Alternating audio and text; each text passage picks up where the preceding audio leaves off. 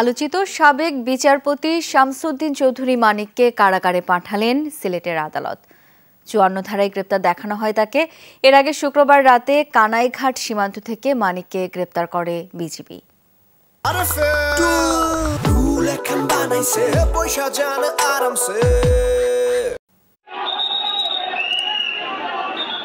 দুপুর থেকে অপেক্ষা, গড়ালো বিকেল। এরপর আদালতে হাজির করা হয় আলোচিত সাবেক বিচারপতি শামসুদ্দিন চৌধুরী মানিককে। এরপর দাঁড়ালেন কাঠগড়ায়। আপিল বিভাগের সাবেক বিচারপতি ছিলেন মানিক।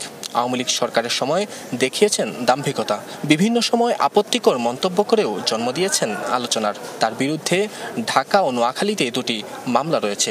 ৫৪ ধারায় দেখানো হয় গ্রেফতার।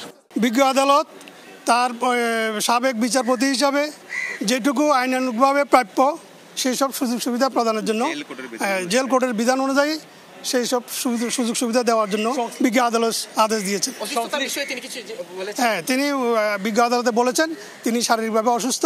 ২১ আগস্ট কানাইঘাটের ৮ গ্রামে অবস্থান নেন মানিক। পরিকল্পনা করেন ভারতে পালিয়ে যাওয়ার। সহযোগিতা নেন দালালদের।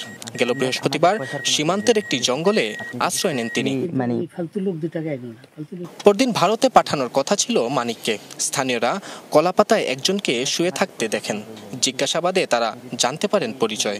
খবর পেয়ে বিজিবির টহল দল আটক করে আলোচিত সাবেক এই বিচারপতিকে। রাতভর বিজিবির তত্ত্বাবধানেই ছিলেন তিনি।